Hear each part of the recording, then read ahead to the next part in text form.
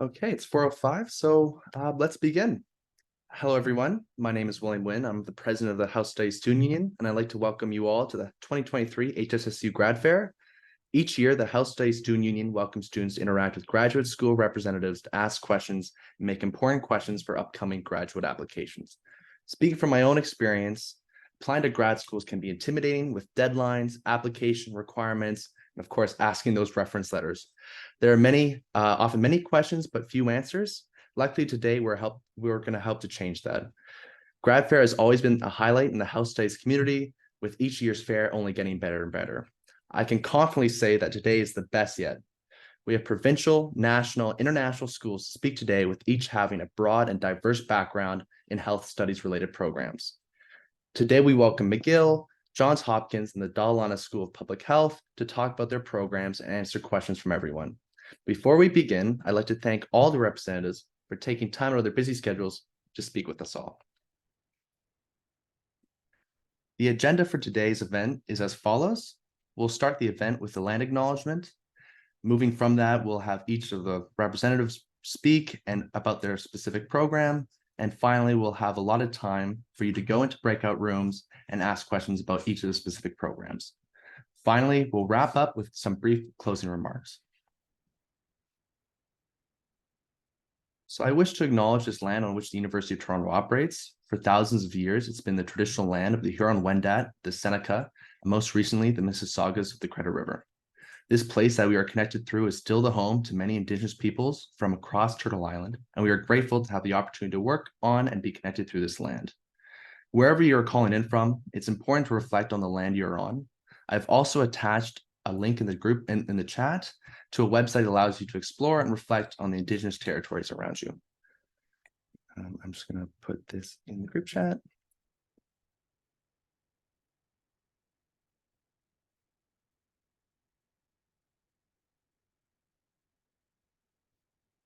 Perfect. So first off, we have McGill to discuss their Master's of Science in Public Health. So McGill, take it away. Hi, can everyone hear me? Yep. I'll make you a co-host. Just 1 second. Sure. And thank you, William.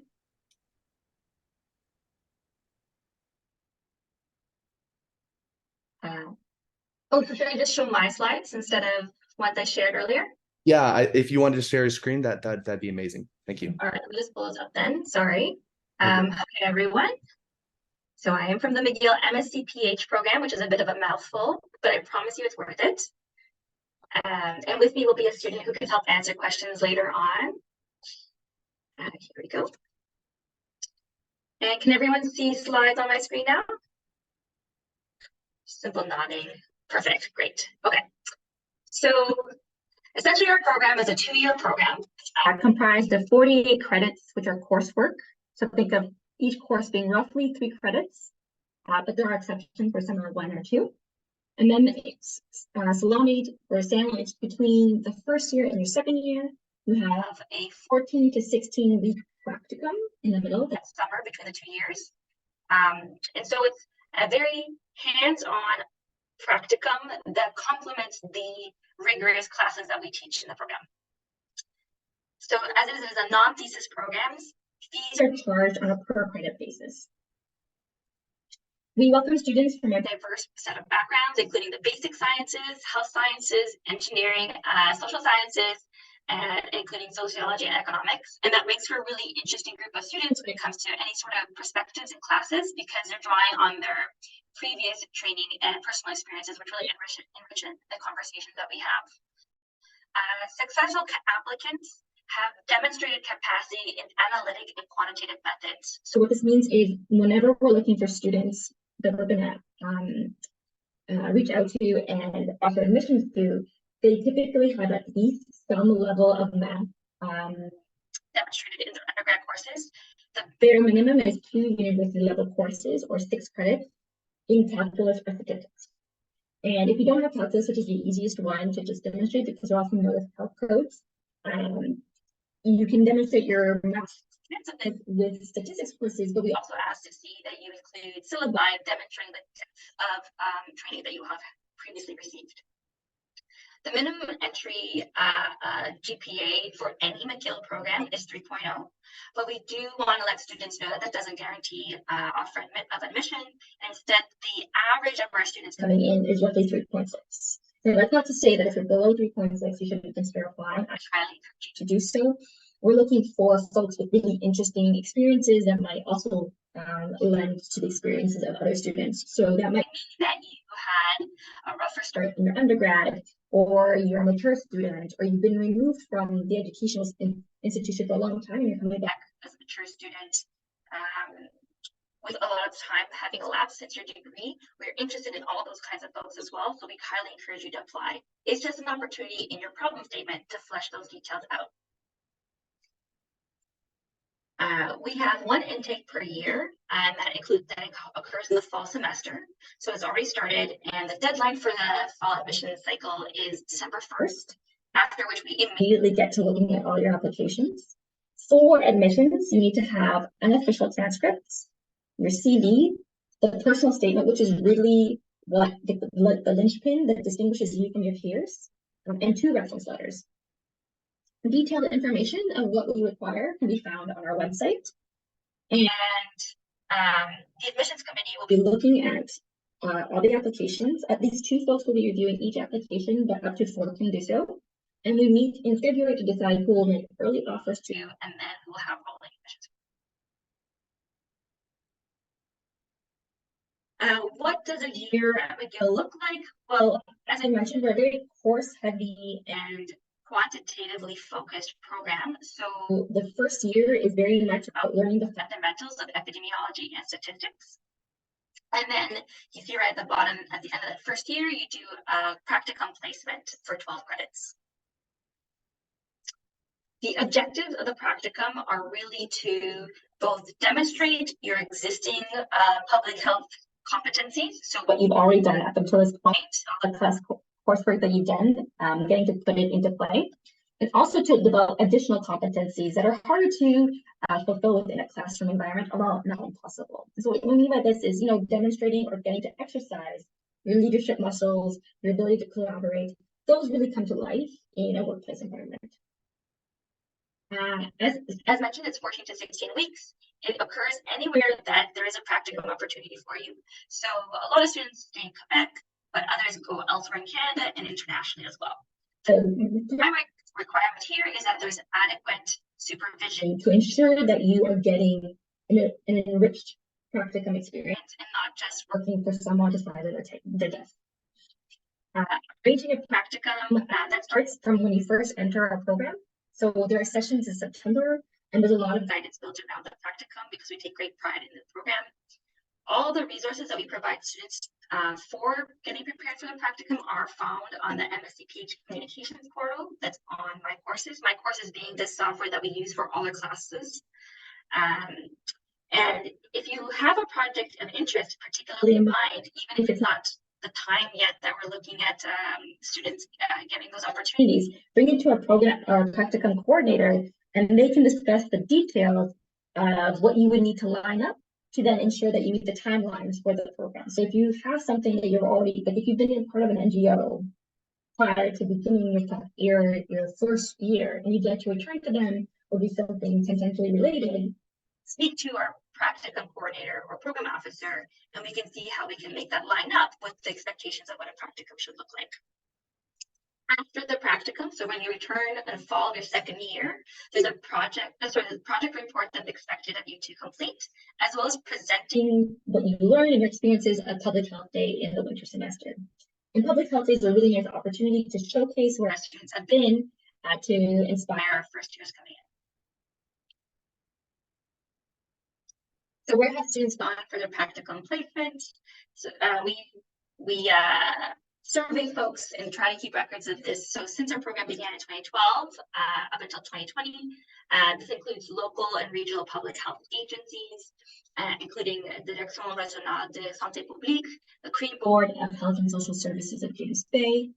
We include not just regional public health agencies, but provincial levels, so Public Health Ontario, which many of you will be familiar with, or INSPQ here in Quebec.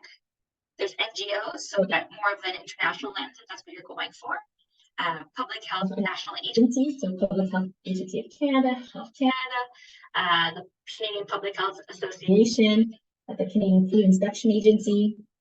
And then there's also opportunities for some students who want a bit more of a research slant, but didn't go into our MSc of EPIs or a research-based, thesis-focused degree instead, where you can work on a shorter project with research centers, including hospitals or other academic institutions. There is also the private sector and international agencies beyond just NGOs.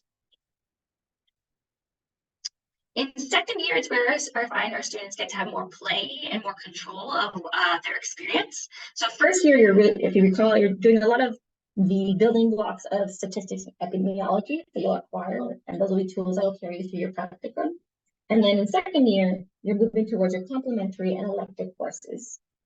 Complementary courses, what I mean by that is that of the 24 credits that you have in your second year to fulfill, 9 of those credits will come from a 500 level or above, so graduate level course in each of these 3 areas. So you have to have 9 credits from within environmental health sciences, health services research and policy management, and population and public health interventions. For most students, that looks like just taking 1 course in each of these complementary themes, which will round out your public health training experience.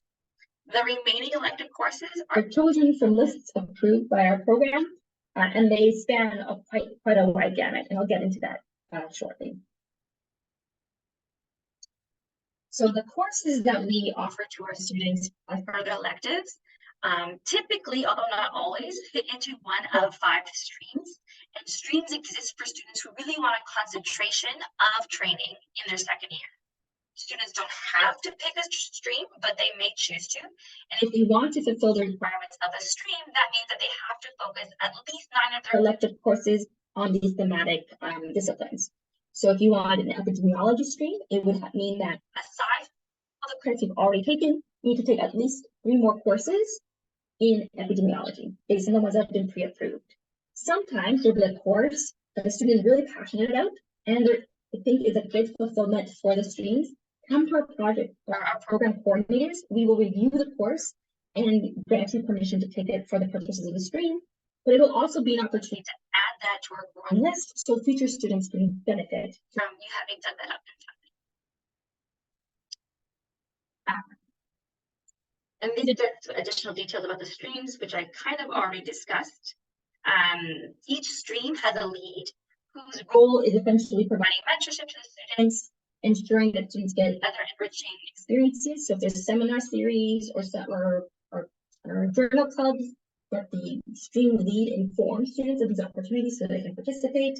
And they are also typically the person you will reach out to if you're trying to determine if a course is fulfillment of the stream.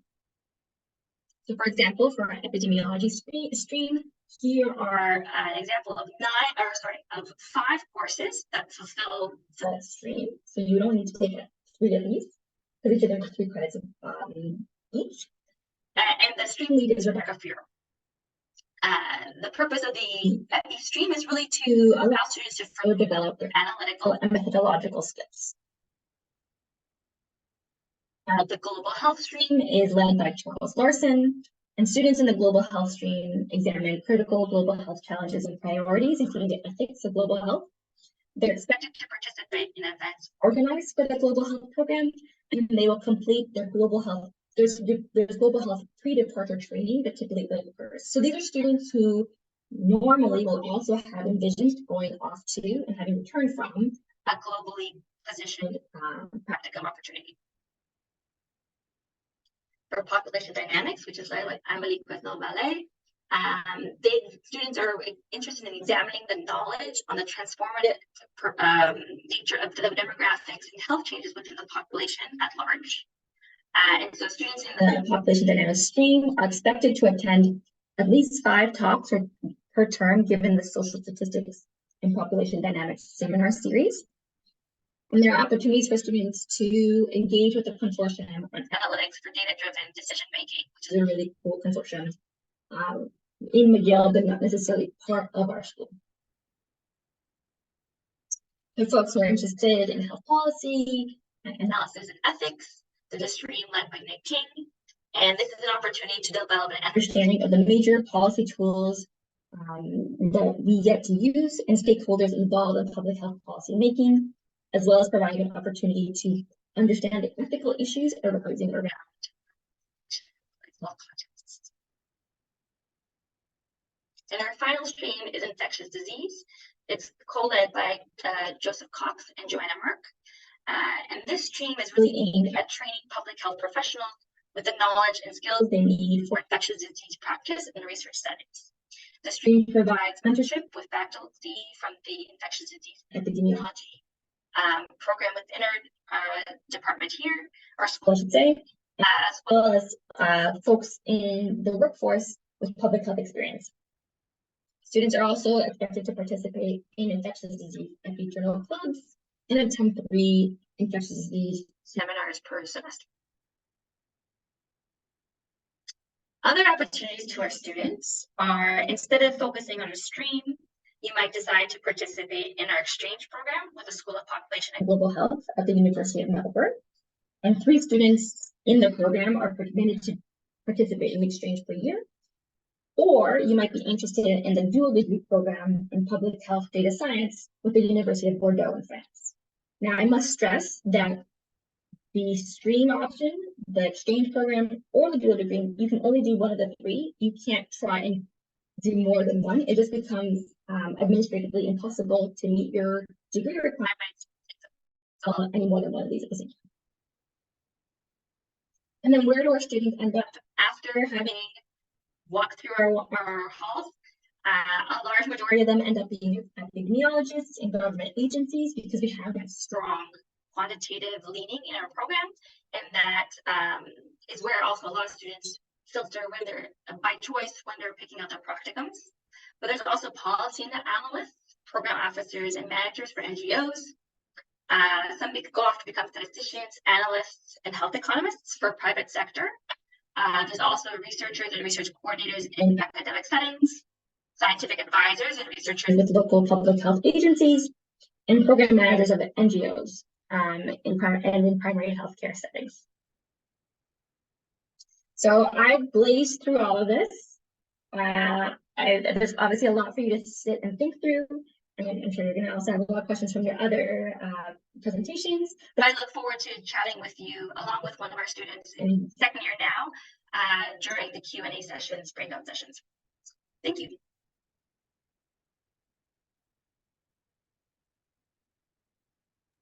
Thank you for that wonderful presentation.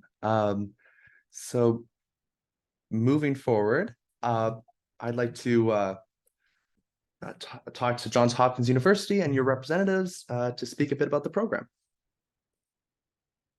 Just one second. I'm just going to make you co-host. Perfect. Thank you. Take it away. Thanks so much, and I'll go ahead and share my screen now. I just want to thank everyone for joining us today, and also want to introduce that myself, I'm Lauren Black. I'm the Director for Recruitment, Communications, and Events here at the Bloomberg School of Public Health, and I'm also joined by Cherise Essen, who's within the directly the MPH program, which is one of about 9 master's programs that we have at the Bloomberg School of Public Health, as well as we have PhD options available for students as well.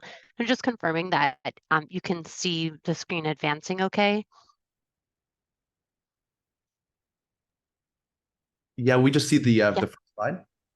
The first slide, okay. Let me just make sure.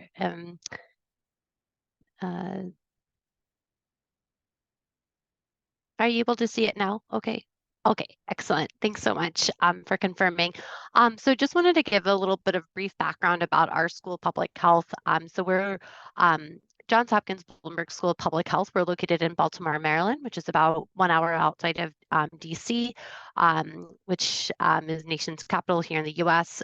We are one of the first as well as largest schools of public health. And we have an alumni network spanning of over 28,000 alumni globally. We have lots of great options as you're thinking about master's programs as well as doctoral programs, some that are right here in Baltimore. And we also have a lot of online options too, if you can't quite make it to Baltimore, although I think Sharice and I can both attest that Baltimore is an awesome city to be at, even for just 1 year, or you can make it your home city like I did many moons ago. And so within our School of Public Health, we have a pretty large student population, which really helps as you are thinking about your student experience here at the school or virtually as well. We have over 3,000 students representing about 92 countries. Within our student opportunities, there's fantastic ways to get involved with different student groups. Expanding from social and cultural, religious organizations, different Peace Corps return volunteers, running groups, music groups, whatever you're kind of into, we have lots of great options. And then we have also, in addition to that, research as well as teaching assistant positions that are available for our students. So students will have the opportunity as master's students as well as doctoral students to participate in research centers. We have about 80 different research centers that are connected to our school, as well as partnerships with the School of Medicine and School of Nursing. And like many schools and programs of public health, ours is located on the medical campus. So if you kind of Google Hopkins, a lot of times you'll see sort of the Homewood campus, which is where our undergraduate program is, as well as some of our other graduate programs. Our graduate program is going to be on the medical campus, so we're directly across the street from the School of Medicine as well as the School of Nursing. So it really allows for really wonderful collaboration across the medical field and health professions. And so students within our programs participate in a term system. So that means that every 8 weeks, we're turning around different courses and opportunities for our students to have. We'll parse out a couple of specific degree programs, and then certainly during the breakout sessions can address any other degree programs you may be interested in or questions you may have about our different programs. But our terms are 8-week sessions, 4 terms for most of our programs, but our MPH program is a nice, unique program in the sense that it has 5 terms. So you finish it within about 11 months if you're looking at the full-time program. And as you kind of think about your academic year too, most students within our full-time programs are taking on average about 16 or 18 units per term. Students can take upwards of 22 units per term. As we kind of noted, we are a large school, but something to really think about too is as you're thinking about graduate programs is the mentorship and support that you'll have as you're making your way through a graduate program. And we are fortunate enough to have quite a large faculty population, both full-time as well as part-time or adjunct faculty that are available to our students. Students are then able, again, to kind of participate in different research opportunities, practice-based opportunities as they're making their way through the program. Within our School of Public Health, we have 10 different academic departments. The MPH program, as well as the DRPH program, our Doctor of Public Health, would be considered more school-wide programs.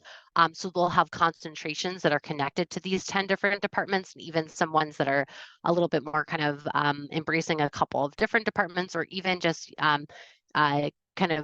more what we would consider more school-wide concentrations. Within the departments, we'll then have different master's programs, some that may require some experience, some that you can apply directly as an undergraduate. So as you're approaching your senior year, or as some of you are in your senior year, you can be applying right now to the program. So we're happy to kind of talk about the application process with all of you and any questions you may have. So you can see we have everything from sort of basic science areas like biochemistry and molecular biology, as well as traditional public health areas, biostatistics and epidemiology. We also have a bit of a cross-cutting area with our environmental health and engineering, because this partners really well with our Whiting School of Engineering. So if you have interest in water safety or thinking about different environmental factors and overall occupational health as well, that's all kind of bunched right into that one department. We also have health, behavior, and society. A critical piece, as we certainly saw during the pandemic and other sort of important public health areas, is not only is the research important, but it's really important to make sure that the information is getting out there and in an effective way too. And so a lot of that is discussed within health, behavior, and society through health education, health communications, and promotion as well. We also focus on health equity issues within that department. For those that are looking more for policy-driven work, you'll notice that we do have a Department of Health Policy and Management. This department will focus on a couple of areas. It'll focus on policy as well as economics, and then another side is going to be within healthcare management. And we have a degree dedicated to this, our MHA, the Master of Health Administration, often sort of thought about as sort of the MBA of kind of healthcare. So this will kind of be able to really give students an understanding of how to organize and really take care of a hospital setting or different healthcare organizations. Oftentimes, students will go into different consulting positions or work in different hospital administration roles within career outcomes for that program. Additionally, we have the Department of International Health. So often students are, really excited about global health work within public health. And while we don't have a global health department, what you'll notice as you're looking at our departments is that there is certainly a global impact in the work that students are doing within these programs. International health is broken down into a couple different areas: global disease and epidemiology control, health systems, really kind of looking at sort of what happens when different impacts on different healthcare units are disturbed or interrupted. And then we also have social behavioral intervention. So similar to health, behavior, and society, we're really kind of thinking about the impact of the work that's happening within public health, but really kind of thinking about the cultural impacts as well. And then an important part of the work that happens at our school too is the mental health department. And this is really, we're excited that we're one of the only schools, and hopefully more schools too, will have a department dedicated to this, but having a department of mental health, we're really exploring addiction and overdose work, is also thinking about health disparities work and work that's happening within more developmental work. And so not so much if you're looking for a more clinical side, like being a therapist or something like that, that's not the focus of this. It's more going to be on the public health research side. And then we also do have the Department of Population, Family, and Reproductive Health. This program is going to focus on a couple of areas that might not be so obvious within its name. So we have maternal and child health, as well as women's health, and then population management. So looking at, again, kind of the impact of growth within our local communities and globally as well. And so as we kind of look at the different degree programs that are offered at our school, we have academic and research-based programs. Those are going to be available. The MHS is in all 10 of our academic departments. The SCM sort of builds on research-focused work, and that's available in most of our biochemistry, molecular biology, as well as as well as epidemiology, and then health, behavior, and society, which focuses more on sorry, lost my train of thought, within genetic counseling. And so within that too, all of our departments will offer PhD programs. And then as mentioned, the MPH program, as we're thinking about professional degree programs, the MPH program will have connections across our different departments. The MS program is focused on toxicology work. And then we do offer the MSPH program too, and that's going to be the Master of Science in Public Health. That's going to focus on a couple of key areas, and we'll point that out in a moment. We also have programs that are available fully online, and those that have the option to be completed online as well. And if you have any questions about online offerings and how that all works, I'm happy to kind of go through that as well. I wanted to just kind of just advance the slide to the MPH program for a moment. So the MPH program, as mentioned, Sharice represents that department, and that program is 80 credits. It can be completed as a full-time student right here in Baltimore, or it can be completed online. You have up to 4 years to complete the program, but on average, about 18 months it can take to complete that program. So you can kind of dial down the number of courses that you're taking.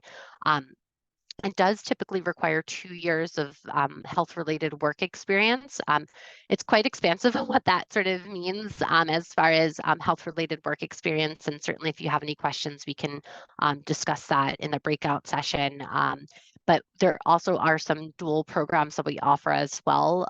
So if you do a medical program, typically within the US, and you're looking to connect that with the MPH, that's where the 2 years would be waived, as well as if you're looking to do the MPH MSW program as well.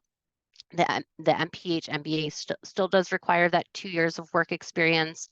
And then the JD would also be another exception to that 2-year rule. But again, if you have questions about, what would kind of account towards that, or that 2-year experience, we're happy to parse that out a little bit further for you.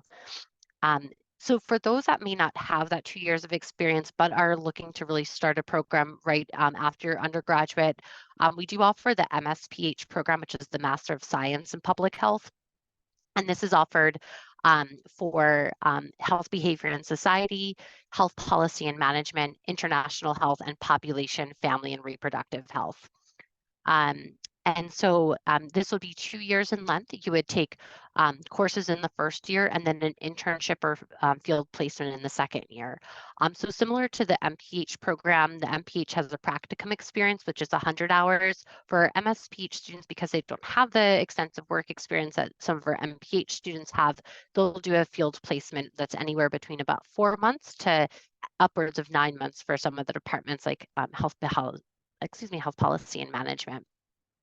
Additionally, students will have the chance in their field experience. It can be in the US, it can be around the world, and students really have the opportunity to identify the particular internship that they want. Through our Office of Public Health Practice, whether in the MPH program, the MSPH program, or any of our practice-based programs, there is support to kind of get a better understanding of opportunities that are out there, get connected to different organizations. It's ultimately up to the student to decide on the internship that they want, but there are resources within the school to really get you to that next level. And just kind of briefly kind of mention this. I just want to be mindful of time though, but for SOFIS, for our application, we are through SOFIS, which is a common application for many schools and programs to public health. We do require transcripts from any universities you've attended, as well as 3 letters of recommendation. That can be from faculty, professional recommendations. It just depends if you're applying directly from undergraduate. If you are going to be several years out before applying, maybe it makes more sense for all to be professional. But we're also here for guidance too. If you have any questions about, we can definitely talk about that. The most important part about the recommendation though is that the reference knows you. They have a really good sense of what you're looking to achieve within the academic program that you're looking to apply to. And then additionally, the statement of purpose is really a good storytelling part of the your application. We do actually want to know about you and about your work and your areas of interest. We, most of our programs, especially our master's programs, don't have an interview process. So this is really a great way for you to share your story, how you were impacted in the work of public health, or maybe you're transitioning to public health and really are interested in a couple of areas. What are you interested in studying, and how is the program really going to help you? This helps our review committees really say, like, yes, this person is going to thrive in this program. They'll be well supported in this program. They'll be happy in this program. We want to make sure that this is really the right place for you. And then as far as test scores, most of our programs at this point have decided that it's either optional or not required. So we can certainly talk on that if you have any questions about the program you're applying to and whether you would need the GRE or not. And just something that's really important as you're kind of finishing up your university studies and getting ready for graduate school is thinking about scholarships. There are different scholarship opportunities at the MPH level, as well as at the different master's students programs. For our MPH program, there's a series of scholarships that we can share the link to, so you can get an understanding of some of the scholarships available. Additionally, our 2-year programs have the MTS, which provides 75% tuition support in year 2, and then sometimes can be split over that 2-year period. But definitely ask us any questions you have about that, and we're happy to connect you to our financial aid office as well.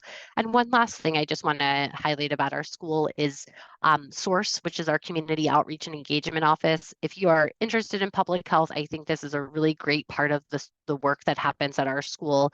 We connect to about 100 different community-based organizations within Baltimore, and primarily the East Baltimore community. So it's a great way to get involved with one-time projects or something that's more ongoing as you're making your way through your studies here at the school, and hopefully something you'll connect to afterwards as well. As I mentioned, great student groups to get involved with. And of course, within graduate school, you should never feel like you're alone. We have our career services, our wonderful academic office staff members that are part of each of our departments and programs, as well as our student life office at our school. And then certainly our Office of Inclusion, Diversity, Anti-Racism, and Equity that helps really support students as they're making their way, important engagement opportunities, and really providing an important space on our campus as well.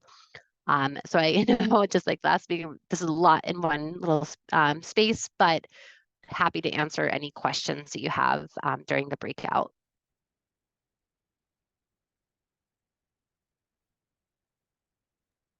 Fantastic. Thank you so much. That was an amazing presentation.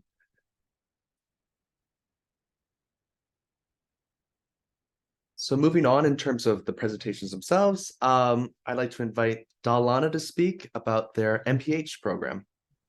Hi, my name is Susan Bondi. I'm the interim program director for the MPH in epidemiology. We have 2 program directors, at least here from Dalla today. We're both going to be speaking. We may have some overlapping questions. I'm just going to pause for a second and see if I can get my slides up. Hang on. And I'll have to rearrange my screens a little bit so that I can see you again once I do. I assume that you're seeing the slides now. Yeah, great. Okay, so I'm going to give an overview of the MPH epidemiology program at the Dalla School of Public Health, which is the University of Toronto. Okay, we have had a number of public health programs at the University of Toronto going back to the early 1900s. But if you go back to about the 70s or 80s, we actually had very few programs in Canada, which are very research intensive MSc in epidemiology, as well as applied public health programs for frontline public health staff that were like the current model of MPH programs across the world that train people to work in government offices and applied public health and in the industry and World Health Organization, that sort of thing.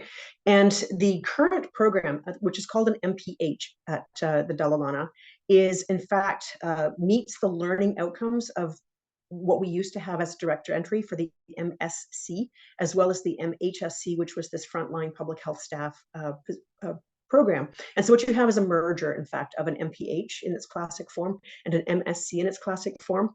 That does make it a very intensive program. You get the benefits of both styles of program in terms of the learning outcomes, and it does prepare people for many jobs. Often students will come into the MPH thinking that they really want to do research, and they will leave realizing that they want to do government work, or vice versa. And so we have graduates who go on to be research staff. We have graduates who go on to be public health epidemiologists in local and regional health, government offices, NGOs, et cetera. We're very data heavy, so a lot of our graduates go into data science kind of roles. And we also have excellent prospects for our students, despite the MPH designation, to go on to PhD programs. We have a very competitive graduates who get into PhD programs at University of Toronto, elsewhere in Canada, at McGill, at Waterloo, at Johns Hopkins, at Emory, at Yale, and in the UK. So, not everybody does go on to a PhD, but those who do are often in quite good stead for it. And I'll show you more about the program structure next. So comparable to the kinds of elite public health programs that you're seeing presentations from today, the full-time attendance program in the MPH takes 20 months to complete. It can be completed at the end of December of your second year. It's always September entry, and the students will go through one academic year plus 2 terms, 1 plus 2/3 of a year, and will graduate together in June of their second year. So the first 2 academic terms, running from September through to April collectively, students take 5 to 6 mostly required courses that are skills-based courses. There are general overviews of public health, mandatory policy courses, a series of 4 courses that are specific to the epidemiology specialists, 2 terms of biostatistics, and there is room for some electives. After the core required courses in the first year, any student in good standing has a guaranteed practicum position for the summer. They will complete 16 to 20 weeks of practicum placement with the same sort of huge range of practicum opportunities that we see at the other schools of public health in Canada. They can be working with world-class researchers, working on academic papers. It might be working in government. It could be working in pharmaceutical companies or in NGOs. Those are really excellent opportunities. We've got hundreds of academic partners among the status and adjunct faculty and core faculty. And we also have great ties to the government and research offices in Canada. Downtown Toronto is a phenomenal hub of academic and government research, and a number of charitably funded organizations and these huge research teaching hospitals. Plus our practicum students do fan out across the country, so long as there's good opportunities for supervision. After the first practicum, people return to more coursework in the fall. This is a really great opportunity, having the practicum in the middle of the program, because it fundamentally changes how a person sees themselves. With this great experience, they know what they want to do more in terms of electives courses. So they have a chance to try harder to become masters of things that they're struggling with. You can take super advanced courses, especially in statistics and research design, to become a hyper specialist. And it's a chance for breadth. So if you're interested in mental health or maternal studies, cancer, you can broaden your experience. We do have students getting into electives in all of our programs at the Dalla School, which includes a graduate department of health policy management and evaluation, and we have a number of other specialty programs, and they fan out across the campus to take additional electives, which we help them to get into. The final term is usually from January to April in the classroom, and that is the final term. Students have a choice of doing a second practicum placement. Very few schools will pretty much guarantee students an opportunity, if they want to do a second placement. And we have such good supply of high quality placements that in the second and final term, as we do in the summer, it is quite common that we have more people advertising, more high quality placements advertising for an MPH epidemiology student than we have students. Not all of the placements are paid. Many of them have at minimum a stipend. Some of them pay quite well, but a few of them are with agencies that cannot pay for their own legal reasons, but they're an excellent opportunity just the same. And the fact that there's 2 practica, many of our students will choose to do complementary practica. One will be in a government office or for the private sector, and one will be with some of our world-class researchers writing academic papers and doing research that would end up in publication. So it's not uncommon for MPH students to have 1 or 2 years out by the time the publications hit peer review. It takes a while, that they actually have contributed to published papers the way that an MSc student would have. And so this is one of the reasons, the quality of the courses and also the opportunity to do independent research for partial or lead authorship is why we're quite successful at putting people into PhD programs.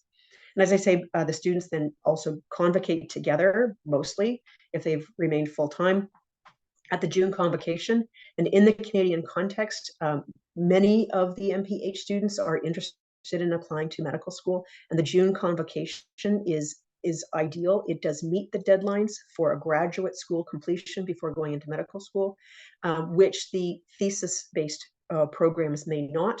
And a one-year general MPH would not be finished in time for that. So you'd be waiting another year. So the timing is actually quite ideal for many of our students who want to go that route. Not everybody does. Some of our students are licensed health professionals. We have students who are also pursuing the MPH in epidemiology, who are medical residents doing a residency, such as public health and preventive medicine. And we have successfully created models where they can complete the program as their research component of their fellowship. They can complete by December of the second year, and the practicum is directly linked to their residency program. So it's two birds. We have a very, very close tie. We actually are a home of a residency program, of two residency programs, one of which is PHPM, Public Health and Preventive Medicine. So what's unique, it is not a generalist MPH. There are a number of one-year, quite general introductory level MPHs in Canada. This one is highly specialized for quantitative epidemiology and field work. So it has high quant. It's often preferred over MSc models where you work primarily only on one thesis project. 2 co-ops is ideal. How do we assess people? We need a lot of statistics and math training. So our minimum requirement is 1 term of statistics. The recommended is 2 terms of statistics, plus additional maths and stats. Everybody who was admitted in fall 2023 is quite strong in terms of math and stat. They're well off of the minimum to be competitive. We look for some evidence of knowledge of human health. Many of our applicants have the pre-meds sort of mixture of courses, and some of those are recommended. We recognize that health is more than the absence of illness, and we have a number of students who are in psychology and medical anthropology and social work in a number of areas, and we assess for that. We are looking for people who can read, write, and do critical thinking. If you've ever read one of the more advanced epidemiology textbooks, it's dense with language of philosophy of science and logic and quite convoluted. And so the reading level we need is quite high, and critical thinking is pivotal. So we consciously look for senior level courses that will be a small discussion seminar.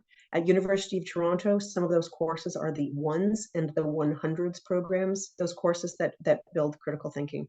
And this is often reflected in the letters of reference that you receive, because it's faculty members who taught you that kind of course and can speak to your critical thinking ability to take feedback, your industriousness, your honesty.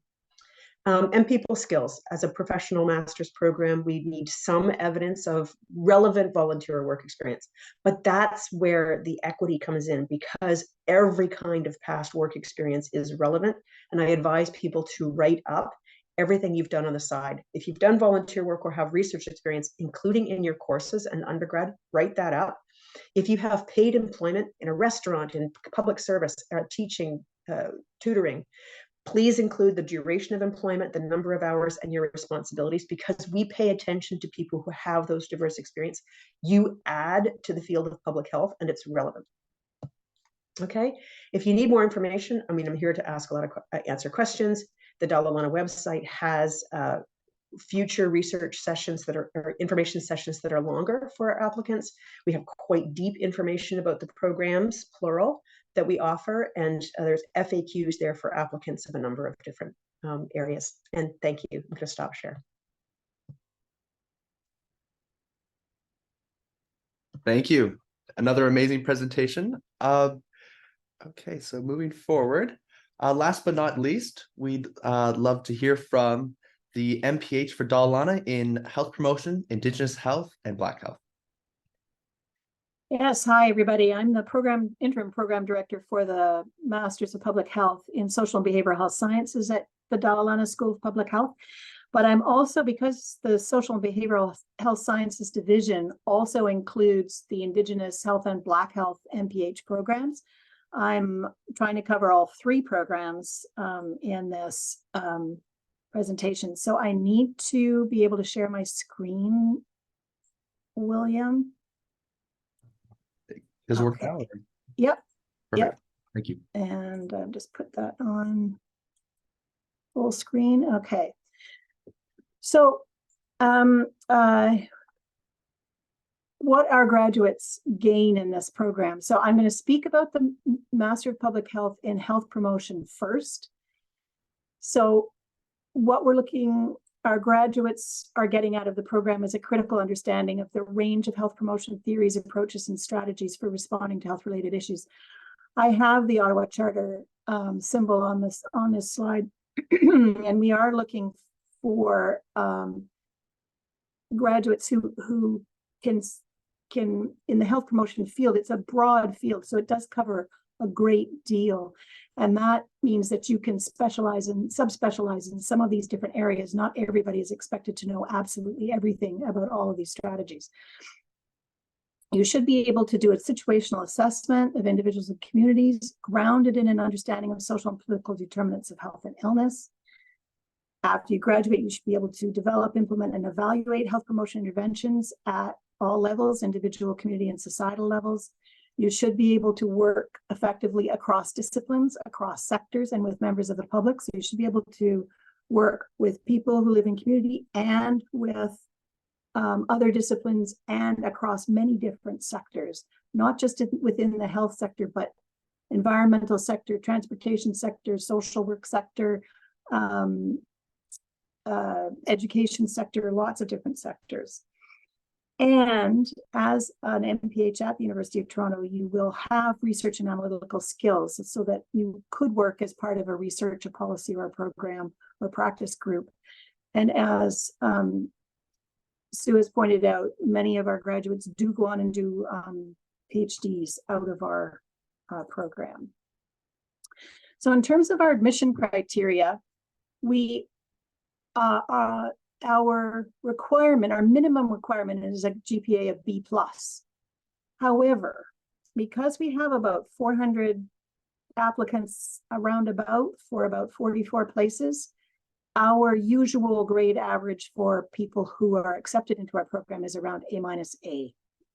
And we're looking particularly in the courses in your last 2 senior years, and those courses you could have taken your 3rd and 4th year level courses in your 2nd year. And that's what we're looking for, is those 300 and 400 level courses, not necessarily all the courses you took in your final year if most of them are 1st and 2nd year. So we are really looking for those senior level courses. And we are focusing on the social sciences that distinguishes us from Sue's program, the epidemiology program, where they're focusing, there's not such a big focus on the social sciences. We require 3 to 5 to be competitive, 3 to 5 social sciences courses in your undergraduate program to move up the ranks to be in the admissible group. And we do require a stats course, but the minimum grade of B+ is fine. So unlike the grades, the overall grades, where the usual grade average is A-A, your stats requirement B+ is fine. The letter of intent needs to show your understanding of the social determinants of health, your ability to critically understand your own life experience and how that fits with the structures in society, and how your interest in how this reflects your interest in public health.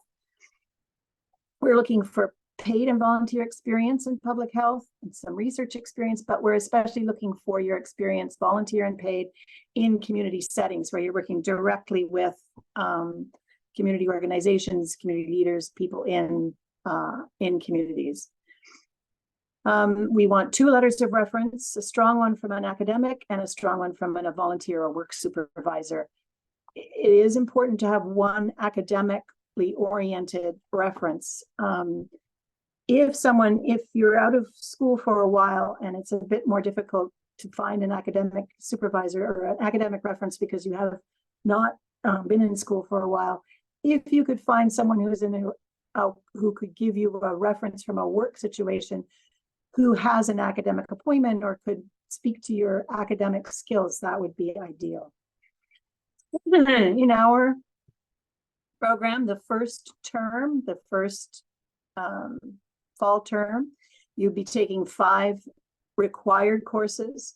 And like other students in the Masters of Public Health, you'd be taking EPI1, Biostats 1, and Intro to Public Health, but you begin to focus on the specific aspects of health promotion in that first term, Health Promotion 1 and Social Determinants of Health.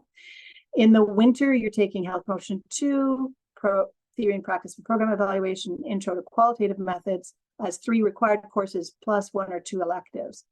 Then you have a required practicum placement in the summer, usually 16 weeks with a relevant agency, and we will help you find this placement. In the second year, you have 1 required course, Public Health Policy, 1 approved advanced research course, so you could specialize in quantitative methods, qualitative methods, or mixed methods, and a couple of electives. Most students, I would say probably 90% of our students, do a second placement in the final term of their degree, but they could do a combination of practicum and an elective, or they could even do only electives. It's an optional practicum, that second one. So the key aspects of our program is that we offer 2 practicum opportunities. We're applying theory to practice, policy, and research, and we're offering collaborative programs in a range of different topics that are here: addiction studies, global health, health services and policy research, public health policy, women's health, gender and women's studies, environmental health, aging, palliative and supportive care across the life course are some of them. These collaborative programs will require you to do a core course, and your practicum placement would have to meet their requirements and our requirements. Not difficult to do. Health promotion is quite broad, and any of these topics would also constitute a health promotion opportunity. So you would get the basic public health skills plus a specialization in health promotion out of this degree. Health promotion is a very exciting field. I've been in this field since the mid-'80s. It includes competencies in community development, healthy public policy, organizational development, health communications, research and evaluation, equity and social justice. People are working as policy analysts, research assistants, program developers, evaluators, and they're working in government, hospitals, public health, community health centers, and the private sector. So you could work at all kinds of different levels, from, a policy analyst with the Public Health Agency of Canada at the national level to working with a community organization evaluating a health promotion program. So there's a range of different kinds of jobs that our students, our graduates, obtain at the end of the program. Important dates is that the deadline is January 19th. We go through a review process, and the decisions will be communicated in April. Every application is reviewed by 2 reviewers, and you would start at the beginning of September.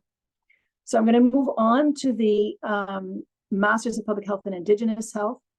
So in this field, Indigenous health issues will be examined from multiple perspectives, and the focus of the degree is to prioritize First Nations, Inuit, and Métis knowledges, pedagogies, theories, and frameworks for teaching, learning, and research.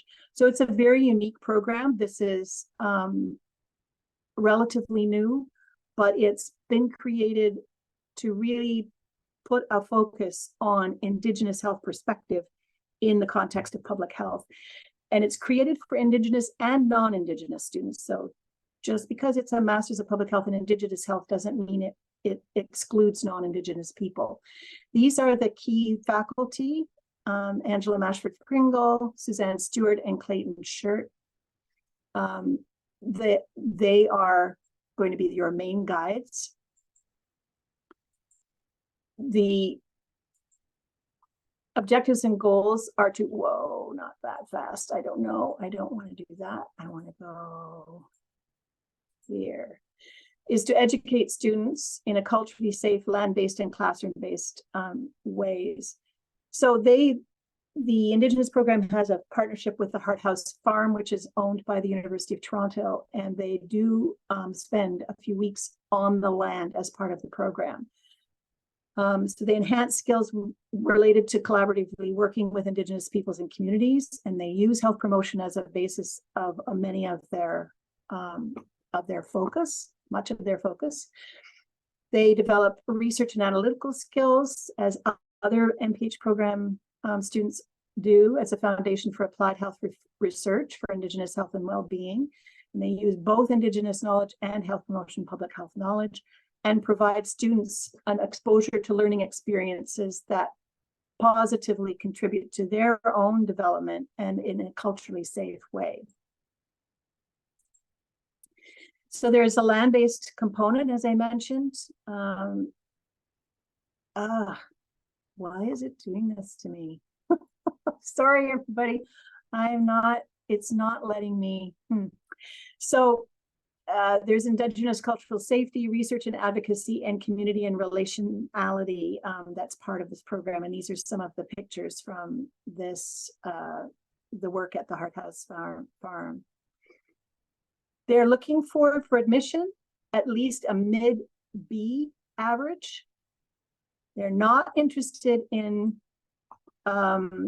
candidates who see Indigenous health primarily in terms of a stepping stone or who want to fix Indigenous health issues.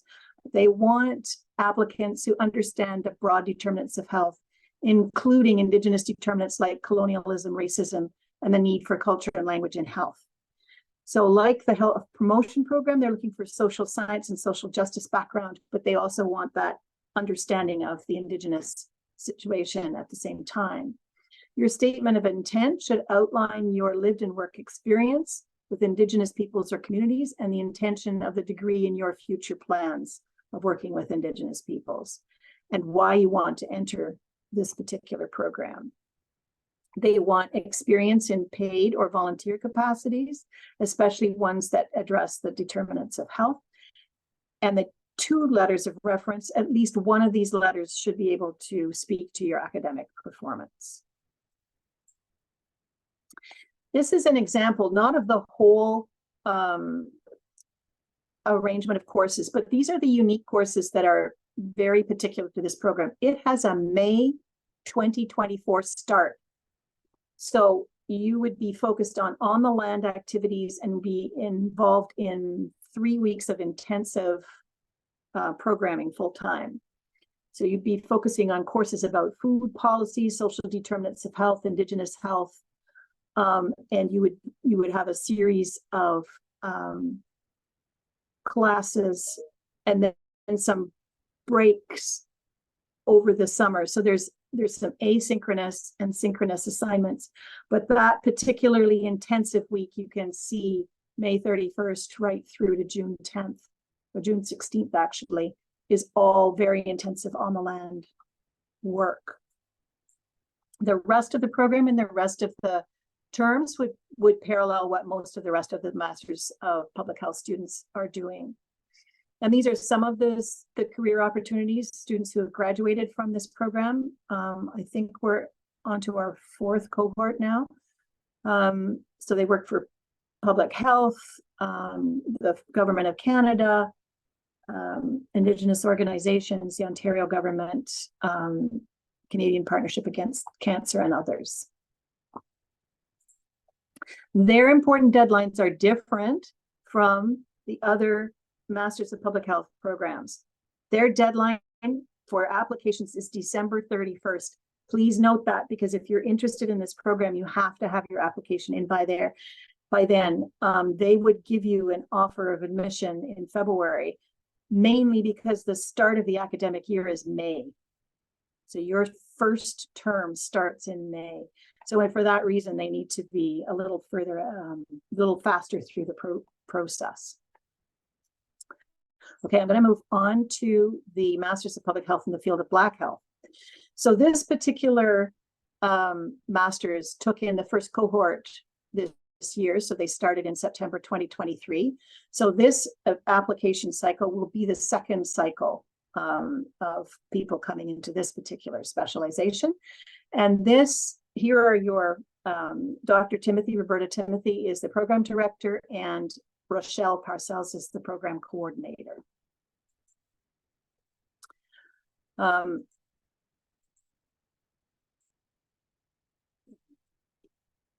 There are common experiences for African and Black communities of anti-Black racism.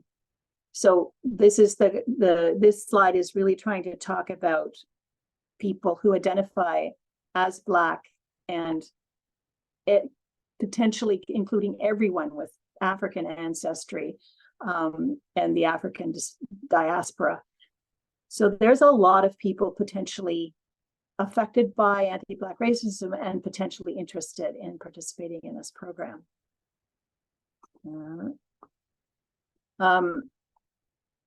The trajectory of public health education globally is to increasingly place social justice, health equity, and the social determinants of health at the center of any public health education field. And this particular MPH in Black health is no different.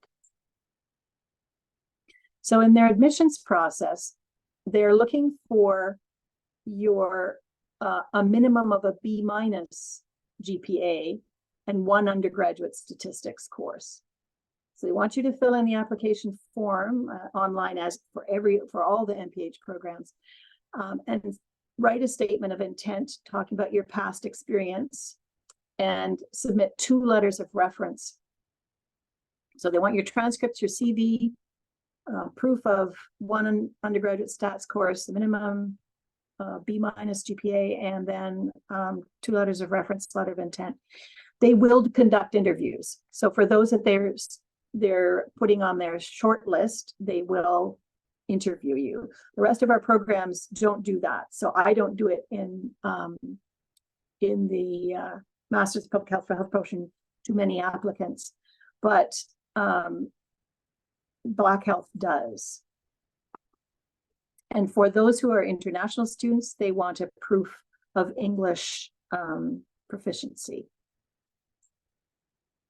So the first cohort, they're aiming for 10 students. The next cohort, they're aiming for 10 to 15 students. So not a lot of students. It's an opportunity to be part of a very intense, small group of people in your cohort. That's quite exciting at the master's level these days. So they're requiring, like all the other master's programs, 10 full course credits.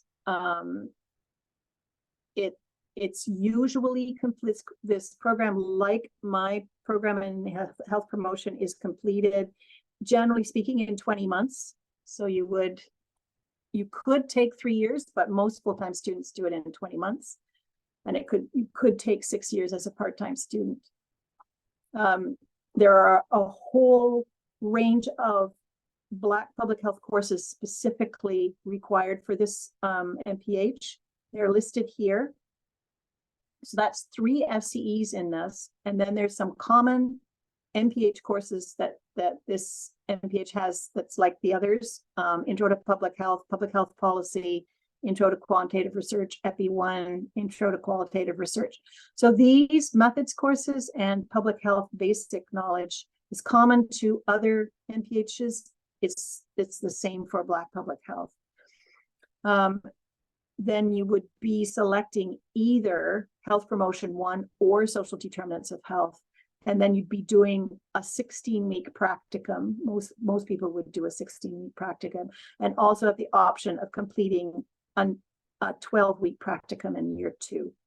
So it's a pretty well required. It's got a lot of required components, this particular MPH.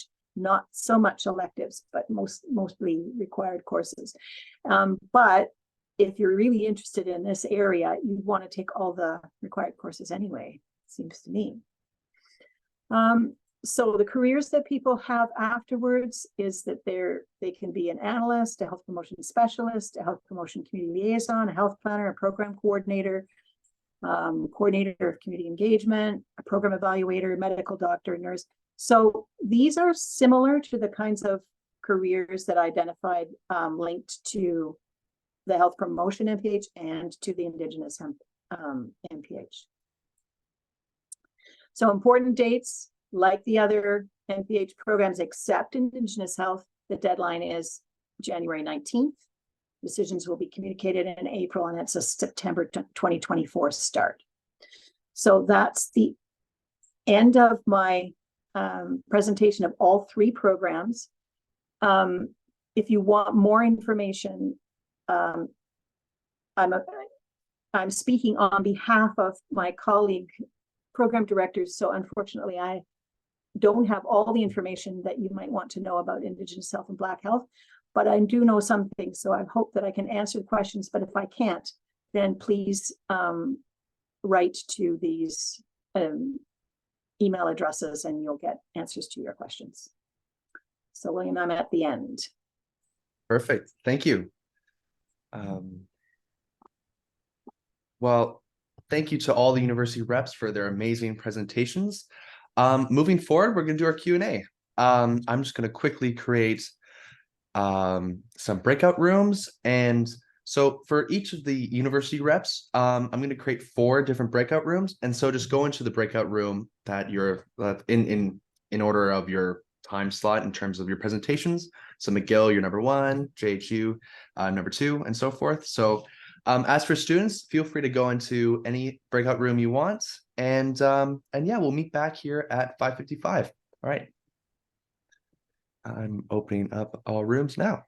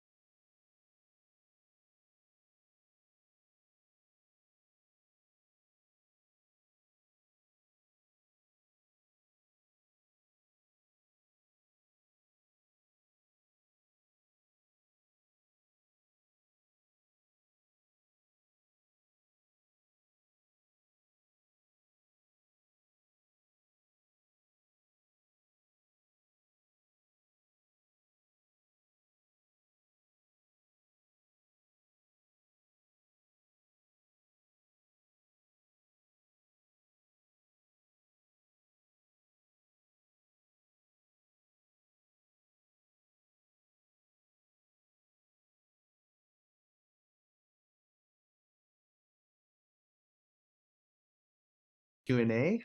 But before we all leave, I just want to say a huge thank you to all the amazing representatives who came today to present and answer your burning questions. As for us, throughout my years, in-house studies, I've witnessed such a smart, strong, and confident cohort of students. Today we're students, but I think with these schools, we'll become leaders. And so in whatever you choose, so I wish all the best to all of our students for their grad apps, and I look forward to seeing you in future events. Thanks and have a great day.